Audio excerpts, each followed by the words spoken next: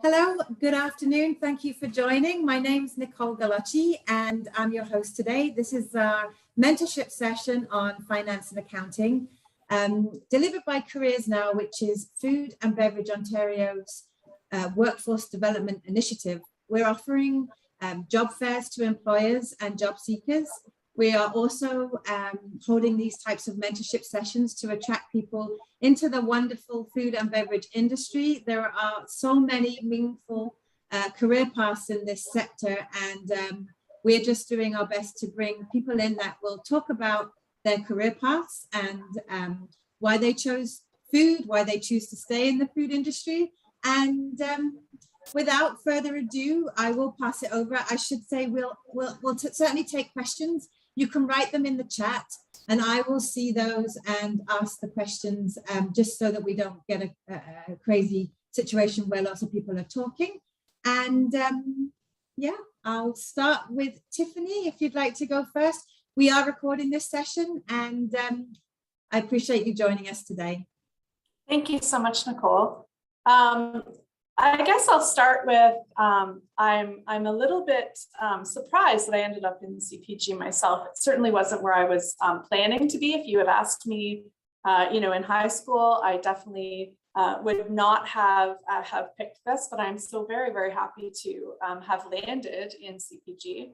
I started my career at Tim Hortons, and Tim Hortons, as you know, is a very big chain in Canada and growing around the world. There are several lines of business in Tim Hortons, and one of those lines of business is manufacturing. So they manufacture all of their own coffee, as well as the fruits and fills that go inside their donuts and muffins. And that really sparked my my eagerness for learning more about manufacturing and looking at something and taking it from a raw input and turning it into something is very, very exciting for me. I am a little bit of a how it's made junkie, so seeing it and living it is really, really exciting. I will say that from a finance perspective, one of the greatest things is having the ability to get in and really understand all of the inputs and work with the operations teams to drive costs out of the business. It's just such an exciting role to be in, as opposed to other areas of finance, which for me, I'm very, very excited to kind of be where I am. I am a CPA. And again, if you had asked any of my math teachers in high school, I'm sure they would be shocked to find out that this is where I landed, because again, it wasn't where I thought I was going to be. But one of the benefits of being on the finance side is, the lifelong learning that comes with being a CPA, working with so many very smart people, coaching and working with teams of both finance individuals as well as operations. And again, living every day, the how it's made dream has been very, very satisfying for me in terms of my career. That's awesome. And could you tell us a little bit about your current situation, where you work now and sort of your day to day? Sure. So right now I'm working at New Stuff Baking, which is a company.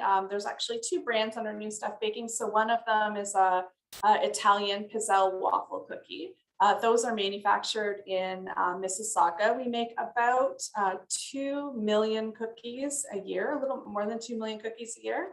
And then the other brand that we have is, I don't know if anybody here loves charcuterie boards as much as I do, but those little crispy crackers with fruits and nuts in them on charcuterie boards, that is made by our Key Naturals brand. So we have a plant in Vaughan that creates and distributes all of the crisps. We do a lot of private label business. So a lot of the stuff that you'll see in terms of Sobeys and Loblaws and some of the other big retailers, we do all of their crisps as well. And maybe you can talk us a little bit through your actual progression. So, you mentioned you got your education, obviously your first position in Tim's. Could you talk us through where, how your now in this position as CFO? For sure. So when I started, I was actually on a completely different career path. I was going through for occupational therapy, a bit ahead of the curve. And so when we finished school, there weren't any jobs. And so I started temping, which is how I landed at Tim Hortons. And I landed at Tim Hortons just as like a data entry clerk, and proved proficient at data entry clerk. And so they had an opening in accounts payable. I did accounts payable for a little while, and then I talked to the controller at the time and said, I'm really liking accounts payable, but I'd love to kind of learn fixed assets and rents and royalties. There's a whole bunch of lines of business at Tim Hortons. And so he said to me, well, if you really want to go anywhere in finance, you need to have a designation. And because I hadn't gone to university, I had gone the college route. At that time, there was 3 different designations. So there was CA, CMA, and CGA. And CGA had a degree exit requirement. So I applied for the CGA, and then kind of concurrently, as I was doing my schoolwork and getting my CPA as well as my degree, I kind of progressed through Tim Hortons. So I went from accounts payable, and then I moved over and I was doing fixed assets for a while, and then I did lease accounting, and then I did rents and royalties, and then finally I ended up in the distribution side of things. So I was kind of doing all of the financial analytics for their 5 distribution centers at the time. And from there, got really proficient at that. And so they kind of melded that with the manufacturing side. And it was once I saw the manufacturing side, I was like, this is me. This is what I love. Like going to the roasters and seeing, these big super sacks of green beans coming in and seeing them go through the whole roasting process really got my goat. And so Tim Hortons was purchased by 3G. And so I had kind of done all the lines of business within Tim Hortons and thought now is a pretty good time to make a career move. And so I moved from Tim Hortons over to Voortman Cookies. And at Voortman Cookies, they make obviously a plethora of cookies, Christmas cookies, amazing cookies. And so when I got there, that was, their facility in Burlington is spectacular. It's if anybody, they used to, before pre-COVID, they used to invite people in to see the facility in Burlington. And if they ever open that up again, I would strongly encourage anybody who's interested to go and see. It is spectacular what they do there. And so, and then from there, they were actually purchased by Hostess Brands. And I stayed for a little while after that. And then I thought, maybe it's time for me to make my move. So I had kind of progressed to senior director of finance, and then decided to throw my hat in the ring to try my hand as a CFO. And so now I'm CFO of New Stuff Baking. That's amazing. I love your career progression, because I think most people would think that you'd gone to university and gone, this heavy, I always knew I wanted to be in finance sort of or accounting mindset. So I love, and this is typical, right? You zig, you zag, and you find out what's out there, and you end up in the position that you're in.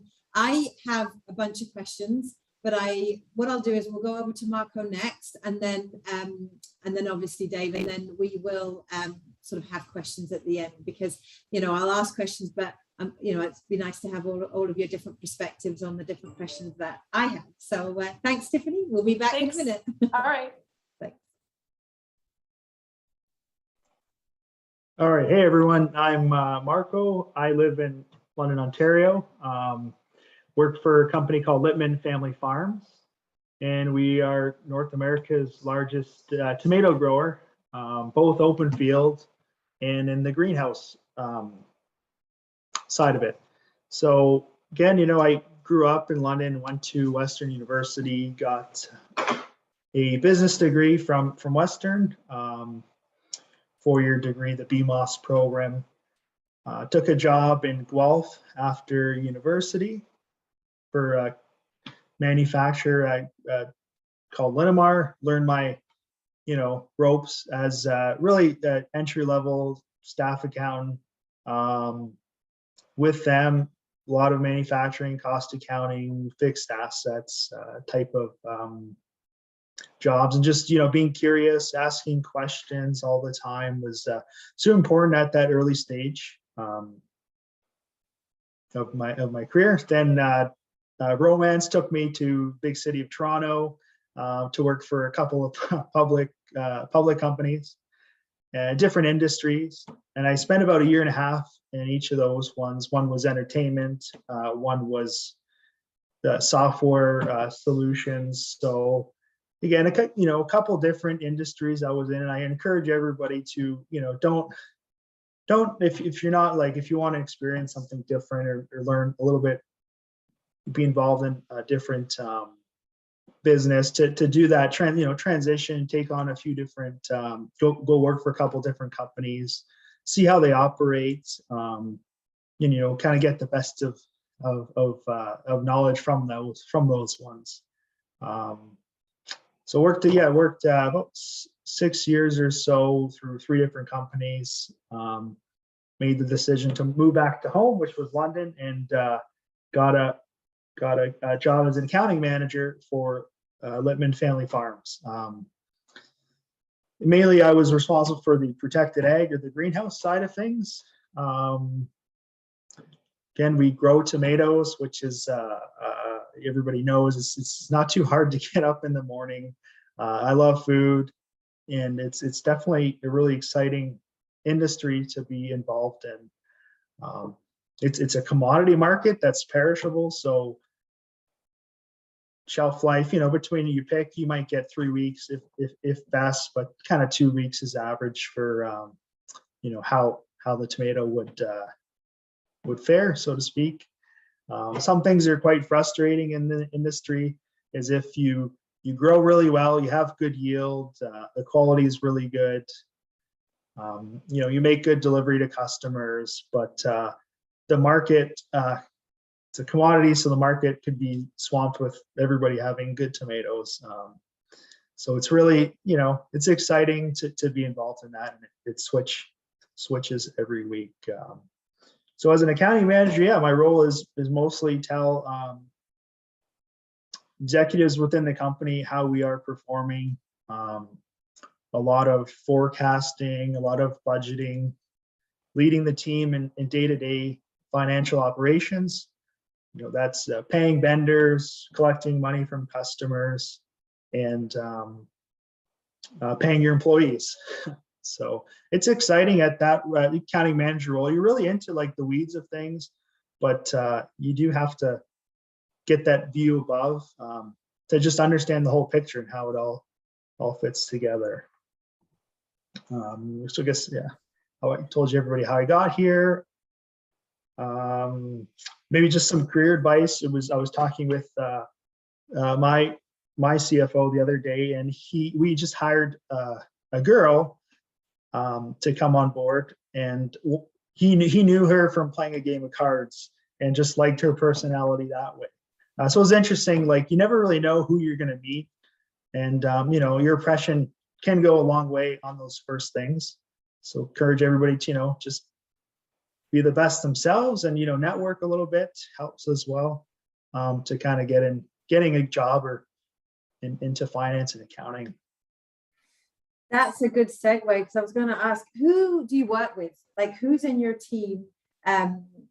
You talked to us a little bit about you work under your CFO, obviously, but who else do you work with in the team? Yeah, normally, I'd say the typical structure is you have a payables team who pays all your vendors. So there's a few people under that team. You have a collections team that supports sales with invoicing and helping them to collect money. Then you have a couple of staff accountants who more or less, crunch through numbers, build budgets, complete yearly tax returns, go through internal audits, yearly tax returns as well. So that's typically, I'd say, at a base level, how the team is structured. And again, you never, like, even though you might have one job, you're always kind of learning different things along the way, and being pulled in different projects and directions. With technology, you could be involved in a new system implementation, which sometimes is pretty frustrating, but they're for the better. They're supposed to be for the better. I was going to say onwards, right? The technical innovations, and and I think the food industry is one that there are misconceptions that it's very old-fashioned, and that's, you know, some organizations are still a little bit like that, but I think we're definitely moving in the right direction in order to attract the next generation, because there is more automation and robotics and that type of thing as well. So awesome. I know we're getting some questions, but I'm just going to go over to Dave so that everyone has a good understanding of our three speakers, and then we can definitely go into the question piece. So thank you so much, Marco. Thank you, Dave. Thank you, Nicole. Good afternoon, everybody. My name is Dave Robertson. I've been in the food industry for a little over 11 years now, and I'm currently working at a company called Sargent Farms in Milton, which is a chicken processor. We sell to large retailers such as Costco and Farm Boy, and we also have our own local retail stores in Mississauga and Milton, so we sell direct to consumer as well. I've been in this organization since September 2020, and I currently hold the Director of Finance position, where I'm responsible for overseeing all aspects of finance and accounting, from budgeting and forecasting to, you know, similar to what Marco just mentioned, the AP and the AR functions. If I was to go back to the beginning of my career, I graduated from Brock University with a business degree. And candidly, I was quite unclear, I think similar to Tiffany, about where I wanted to take my career. And I actually started in the recruiting sector, where I was recruiting for electricians, millwrights, engineers. And while it was a really good experience, understanding how to work with people and negotiate, it really wasn't where I wanted to go with my career. After being in that industry for about 3 years, I was really fortunate to land a position at Maple Leaf Foods, where I was for a little over 10 years. And before I even got into finance there, I actually started in the purchasing department, where I helped, at the time, Maple Leaf Foods also owned Canada Bread. So there was about 50, 60 plants across Canada. I helped them implement SAP from a purchasing perspective and ensuring that they were working with preferred vendors. Again, it was a fun job. It was a great entry-level position, but it wasn't really what I wanted to do. It was at that point I figured I really needed to start to take my career a little more serious and have a bit of a path. So I pursued the CMA designation. Once I'd made that decision, I really started to go around and network within the Maple Leaf community with the finance people and to try and get myself within the finance department. And I was really fortunate to land an opportunity in the category finance department. And it was just, you know, if there was a finance department where you'd want to be introduced to, in my mind, it was that, because I found it extremely exciting. I was working with marketers and sales reps on product innovation, on pricing strategies. Sometimes with commodities going up, we were having to work on price increases. Then also having to do the overall category management, where we would be analyzing the business, looking at variances from a pricing perspective, trade, looking at our overall portfolio mix. So you were really getting a really great overall view of business management. It wasn't necessarily just finance. I had a lot of fun there. I actually was able to move into progressive roles throughout the category finance team, and then moved on to the sales side of the business, where I was the finance manager for the Loblaw customer sales team. And then eventually moved into the operations side of the business. And it's kind of similar to what Tiffany had mentioned earlier. You know, it's a penny business. The margins aren't extremely healthy, well, at least in my experience. So pennies matter. So really understanding where you can drive cost savings and cost efficiencies, it really forces you to put a pulse on the entire business and looking for ways to execute, you know, whether it's good pricing strategies to drive more volume through the facility, or if you're looking to improve yields. There's just so many aspects of the finance realm that, you know, you can actually see your work make a direct impact on the business. And it's certainly not a glamorous industry, but it really does force you to be on top of your business. And it's just, in my mind, it's been a great learning experience, over the past 11 years that I've had in the industry. That's awesome. There was one point that you made, and I've worked with students and grads for a long time, and I love the point that you made that when you were at Maple Leaf, instead of leaving, you had a plan and you networked within the company. I think that's really key. I think a lot of the time people think, well, if I need to make a move, I need to leave. And then that, you have worn a recruiter hat as well, which is unique, that you've done both. But as you know, then that always causes a little bit of a red flag if you keep job hopping. So I think that's a good advice for people starting out in their career, that, network within your organization, ask questions. I love that. Yeah. You nailed it. I never wanted to be perceived as a job hopper, because I know that doesn't long-term look really good on someone's resume. And I don't really feel you get the full learning experience within an organization. And I felt like at the time I was with an organization big enough that I could explore a lot of different opportunities. And, really the ball is in your own court to be proactive and get things done if you want to be successful, right? People aren't going to sit back and give you something. You got to go after it yourself, right? Yeah. Well, I have you in the hot seat, Dave. We have a question. I'm currently pursuing bachelor's in commerce, majoring in accounting with co-op at the University of Guelph. What should be my next step after doing my degree to have a bright future or career in the field of accounting? Once people graduate, what would you recommend? I think it's a tricky one, because it's different for everybody. But a couple of things I would recommend would be starting the CPA path as soon as possible and starting to get the wheels in motion for that. It's not necessarily a requirement, but it is a really nice to have for entry-level positions, and it shows that you are taking it serious. And then secondly, I know there some of the bigger companies have like learning development trainee programs.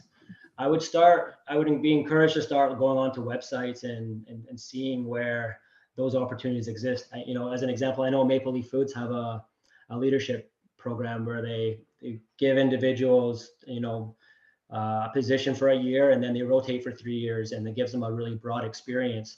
So I think that would be another option. And then in general, just network, and don't be afraid to ask if you can even have a Zoom call with a finance manager or a director of finance in companies around your area, just to see if there's any openings or anything that you can, leverage from that as well. That's a great answer. Tiffany, do you have anything to add there?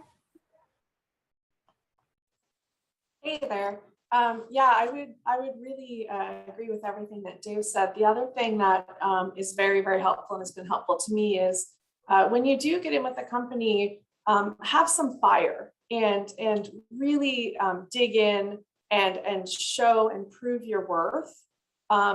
There's a lot of sound bites around the benefits of having a mentor. But you can't ask for a mentor. You have to find somebody who wants to be your mentor. And the way that you find a really good mentor is you show up and you're your best self every single day. And so I've had the benefit through my career of having 2, 3 really, really great mentors who have helped me get to where I am. But I never asked them to be my mentor. They just kind of took me under their wing, gave me really, really great opportunities that were kind of outside, especially at Tim Hortons. I was at a finance manager level well before I had my CPA designation. And that was because I had people who were really looking out for me and looking to coach me and help me in my career progression. But you don't get that by asking. You get that by showing your worth and getting somebody to really want to help you get where you want to be. That's great advice. Marco, do you have anything you want to add to this? Sure. Yeah. Just everybody's used the impression in the back of the day where accounting is kind of like boring, soulless job, but that's totally not the case. Finance and accounting people are really personal people who actually, have to develop relationships within the company, within their coworkers. So it's really, you have to be a people person to do well and communicate with other departments. That's definitely an important aspect in the accounting careers. What other departments do you work with? Like we've talked about the accounting department, but which other departments would you say you're working the most with? Like, I'll go around everybody. But... Cool. Yeah.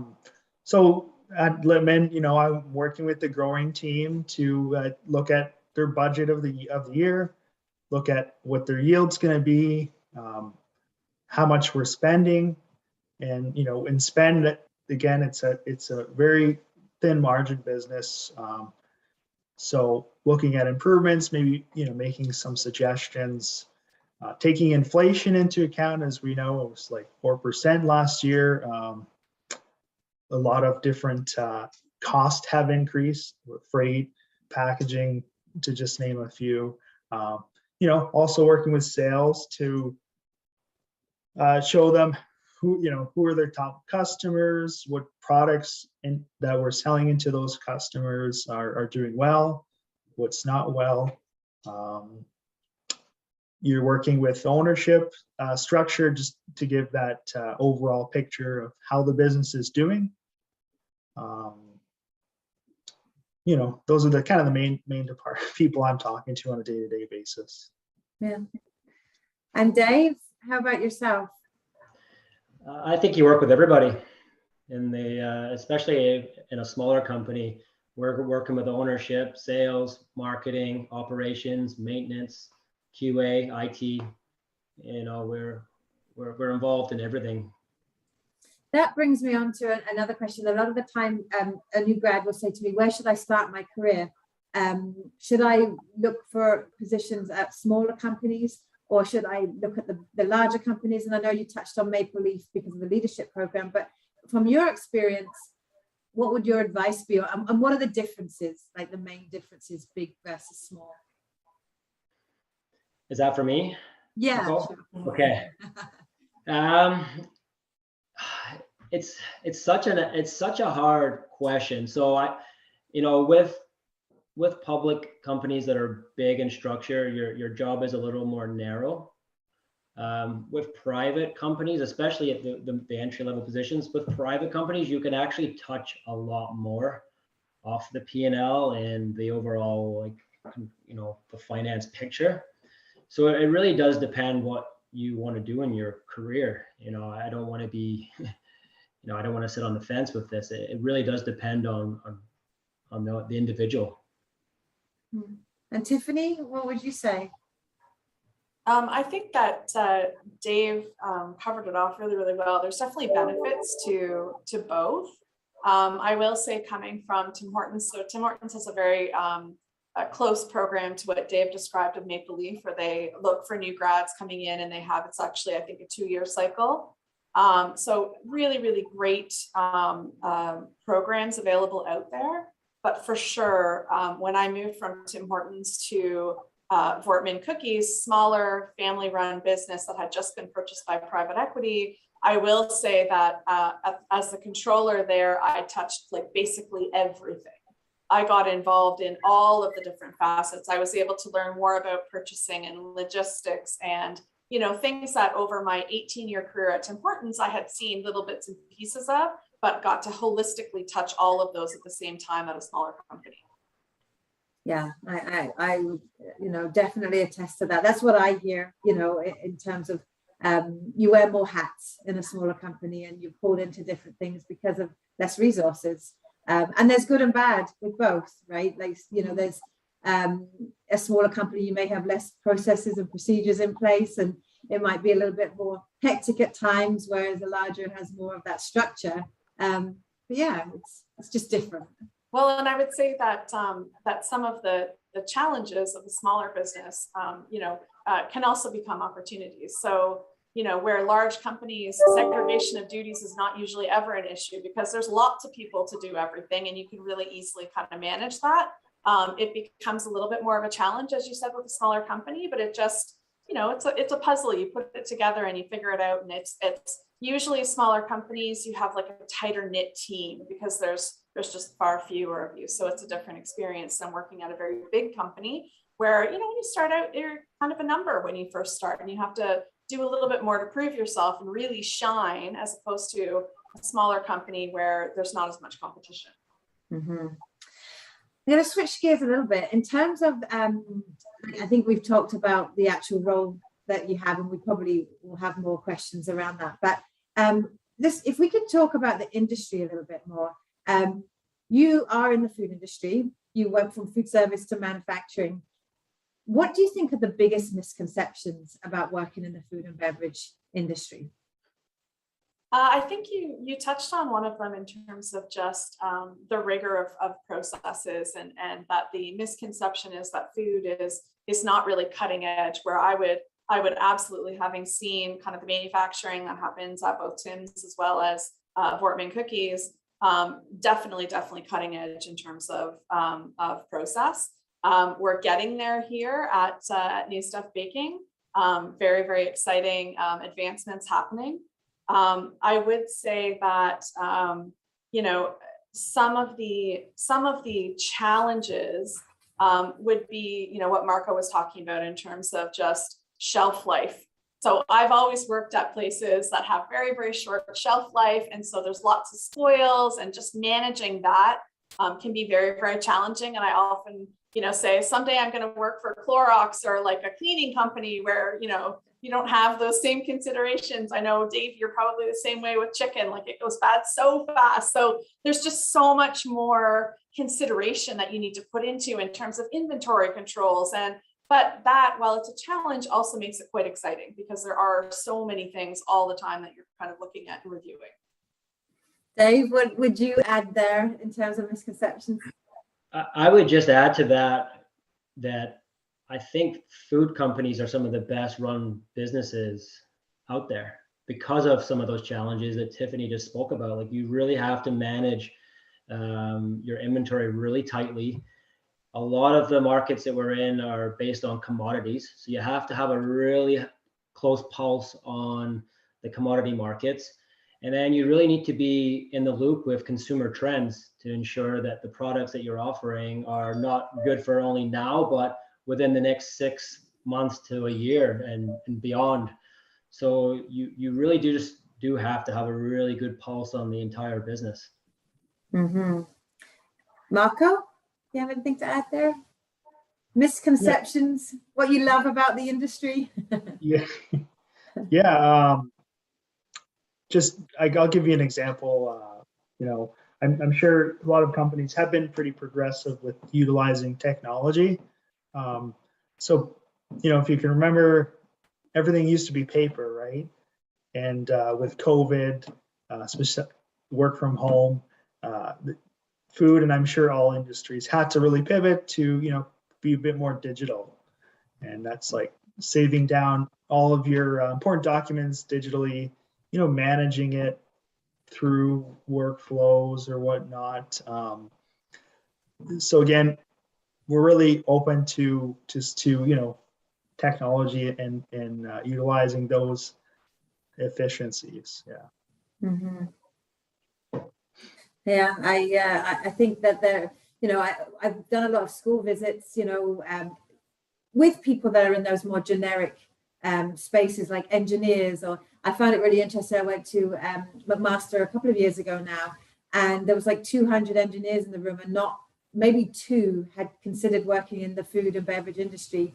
The rest were looking at consulting and other things. And I think this is a very similar area, finance and accounting. There's certain pathways. Would you agree, Marco, that like you're kind of expected to look at rather than almost like an expert in an industry? Because you'd be, if you were in consulting, you'd have to, work in a number of different industries. Whereas, if you are in food, it's a little bit different across companies. But yeah, generally you'd be like a food expert.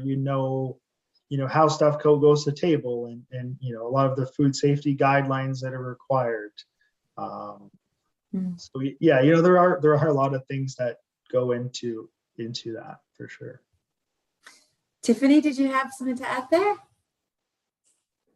I don't think so. I think that that Marco covered it off well. Yeah. Well, and I mean, as I say, I'm always encouraging students and grads to look at at the food industry as a whole. And, you know, having you come in today and speak to us, what would you, in terms of in your role as hiring managers now, like you've progressed in your career, and so obviously you're a hiring manager in your role now, what would you say are the top 3 characteristics, or maybe it's qualifications, something, the top 3 that you look for when you have a new role and you know, you're looking at perhaps new grads to bring into the organization? I would say first and foremost, I'm looking for a good attitude. So I'm under the proviso that anybody that's coming in to apply is going to have the financial acumen that I need and or the proficiency to learn. So, you know, there's a lot of areas where, you know, you might not have done it before, but as long as you're coming in and you're eager to learn, that's definitely key. But I think, I don't remember if it was Dave or Marco earlier that mentioned, finance touches every single division of a company and everybody. You will eventually be touching everybody. Not physically, but, you know, metaphorically. and so you really do need to have, you know, a good attitude, a can-do. I want to work with you. I want to be your business partner. You know, part of the challenge of finance is that you're talking up and you're talking down. So, you know, there's a way that I need to present results to my board of directors, which is completely different than how I need to speak to an operations manager and help them understand, you know, the decisions that they're making and the financial ramifications of those decisions on the floor. So I would just say I'm really looking for attitude. That's first and foremost for me.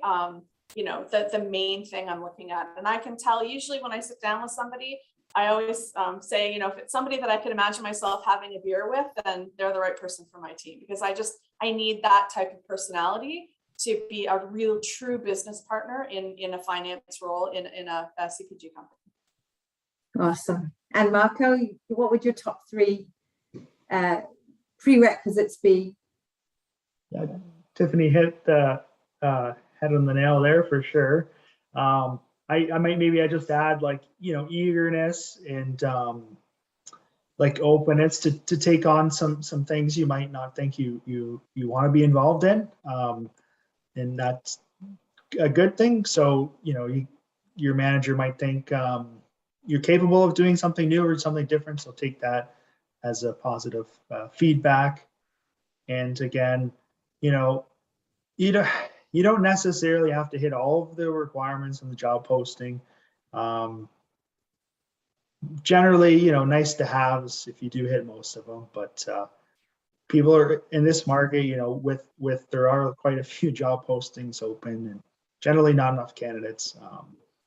You know, feel free to yeah. Send your resume. Yeah.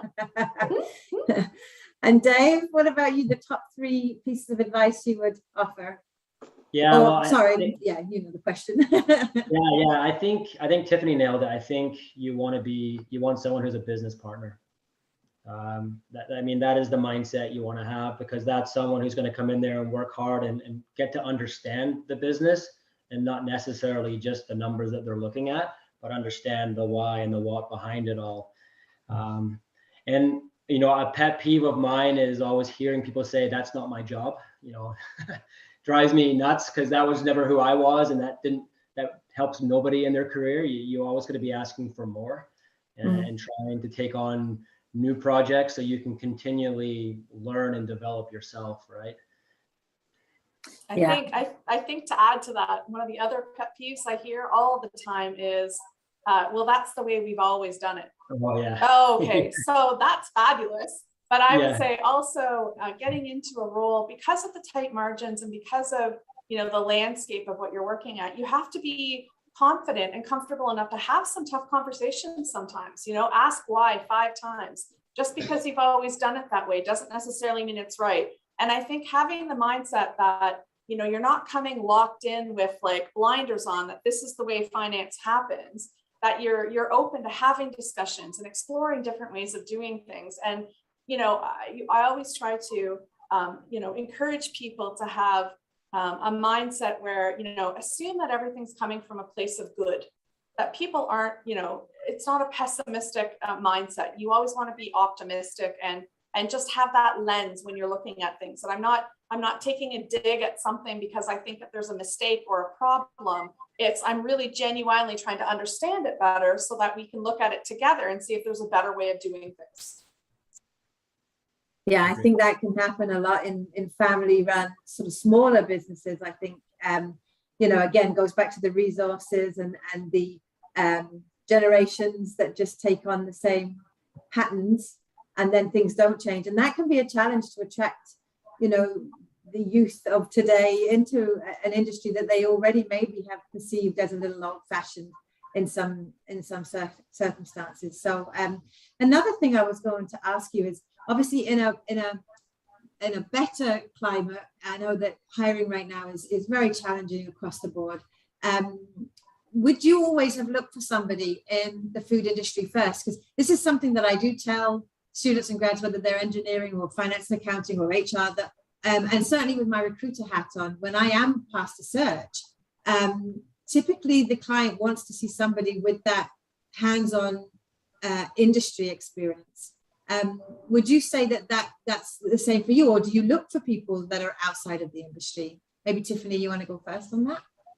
Sure, I would say that as a hiring manager, for sure, if you're coming to the table with prior experience, it will make the onboarding a little bit easier, just in terms of like, there's certain nuances with just understanding costing in a manufacturing environment that somebody coming from, say, you know, a finance background, like a banking industry. I would say that I would give preference to candidates where I see they've got some tangible, but I'm not suggesting that, you know, I wouldn't look at other people, as long as, again, you know, to reiterate, as long as you've got the right attitude and you're coming to the job and the role with like fire and you really want to learn, I would hire anybody. But I would say that if you do have kind of some food processing background, that would definitely, you know, put you a little bit ahead of some of the other, you know, if you're coming from, you know, a real estate background or a banking background, just because those industries are very different from manufacturing food.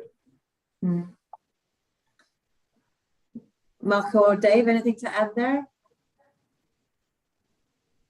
Marco, you want to Go go? go ahead. No, go first, Dave. Go. No, I mean, I don't have much to add to that. I think I would agree with that. And if they didn't necessarily have food manufacturing experience, just some level of manufacturing experience would definitely be the second thing I'd be looking for. But again, I think we've all said it in different ways. Attitude trumps, I think, everything, because you can train people if they have the right attitude. How do you convey that on a resume? That's a good one. Whoever wants to. I know I have my ideas and I talk all the time to people, but I think it's so prevalent to have you say when people are applying to, you're the person that they're trying to get their resume in front of. So what jumps off the resume to you? Who wants to go first? I'll go first. For me, it's when they demonstrate or are able to articulate where they've improved processes, when they've worked on teams and collaborated with other like functions and have worked on big scale things that have produced like great results. Like those, I'm just looking for things where they've gone above and beyond would be really what I'm looking for, versus just I did this, I did that, like just the very generic job description. I'd be wanting them to enhance some of the cool experiences they've had in their employment career so far. Yeah, something that is not maybe resume minded, but it's more like the networking, messaging people on LinkedIn, and like not poking them hard enough that they'll be interested to give you a call from that. Yeah, I'm usually looking, when I look at resumes, I'm looking for something that grabs my attention, because, you know, when you post for a financial analyst role, you're going to be up against a scad of people who are also applying for, especially at an entry-level role.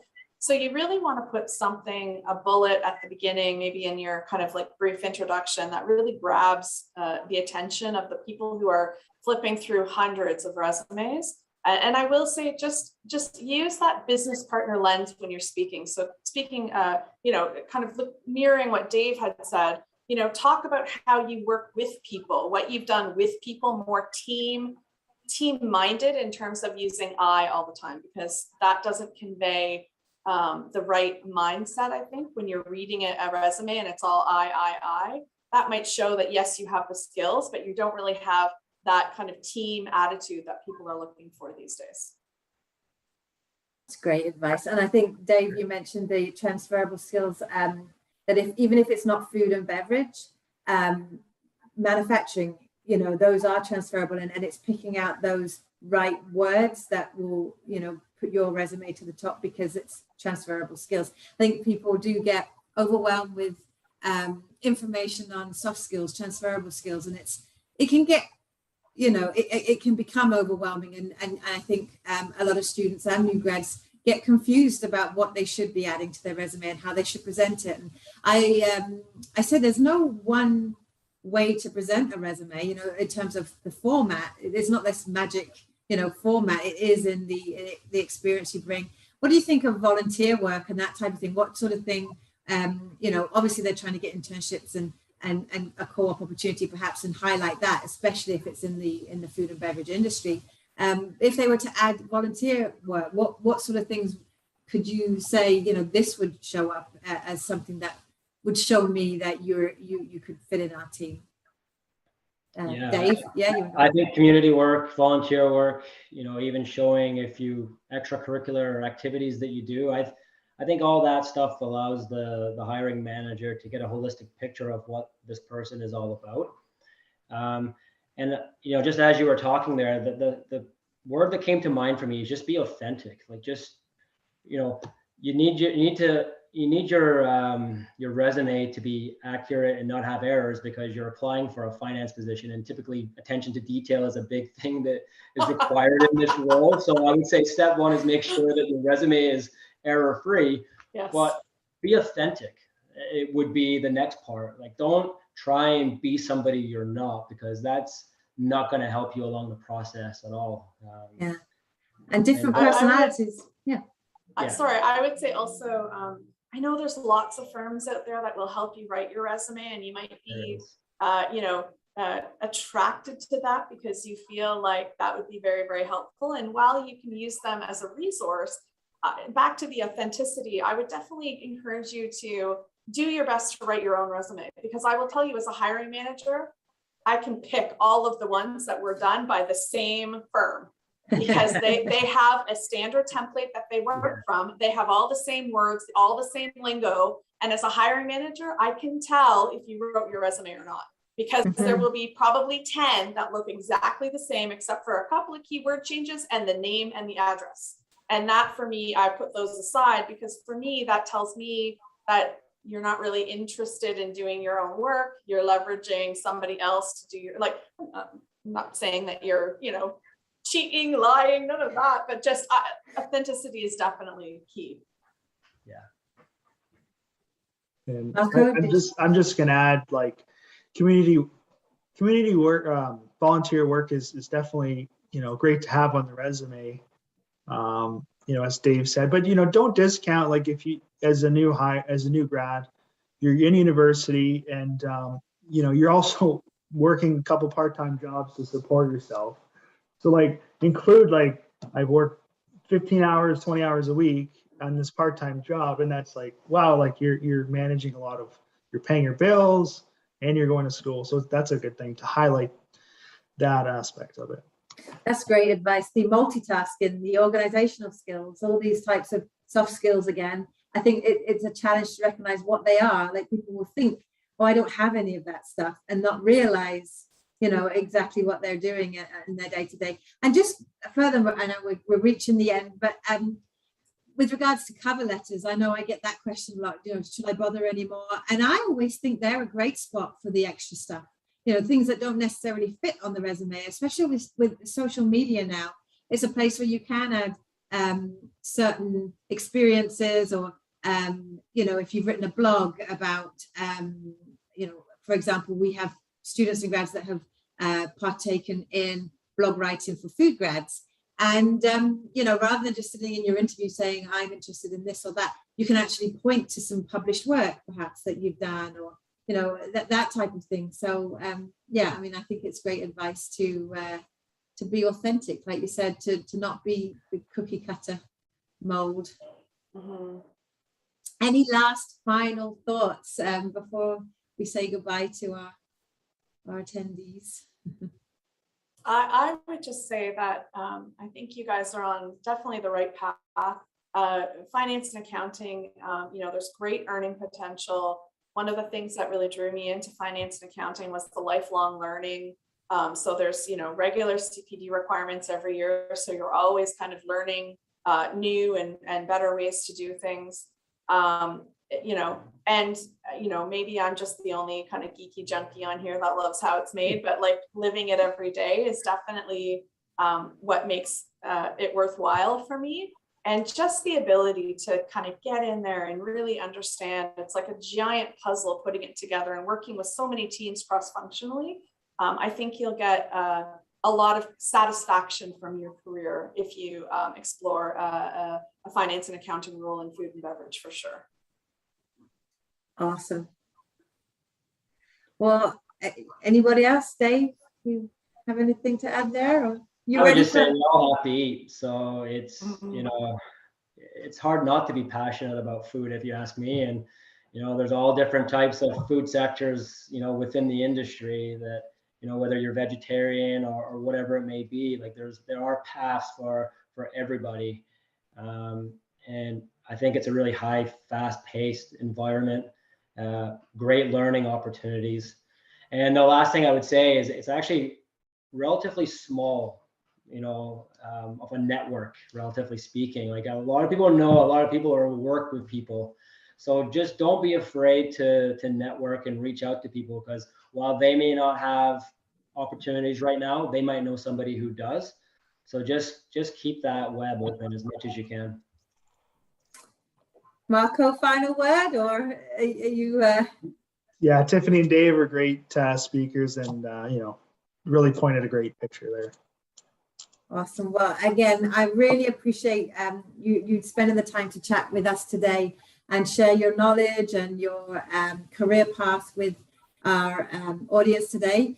We do have a place that job seekers can go to, CareersNow. The link is in the chat here, CareersNow Job Seeker, where you can access future sessions that are coming up. The next one is with HR professionals. And you can also access the past sessions we have. And they're really cool, even if it's not necessarily something that you want to move into. It's just interesting to hear people's different career paths. I'm a junkie when it comes to that stuff. So I love hearing people, how they zigged and they zagged. And that's one of the things I found so interesting in recruitment and working in this industry. And it's one of the reasons I started Food Grads is people would say, you know, I never started out in food and beverage. It wasn't my plan. I zigged and I zagged and I ended up here. And I thought, you know, that's really interesting, that beer is something that we all partake in at least 3 times a day or more. You know, we all eat, yet it's not necessarily something that comes to mind immediately when people are choosing their career. So, you know, it's people like yourselves that will talk about your career paths. It's how we'll encourage people into this wonderful industry. And we need people to pursue careers in this industry for sure. So again, thank you so much. Go to job seekers, go to the portal there, the CareersNow Job Seeker portal, for these sessions, for job fairs, also micro credentials that you can gain. They're all free. And thank you so much. Have a great evening. And again, thank you so much for giving up your time, Dave, Tiffany, and Marco.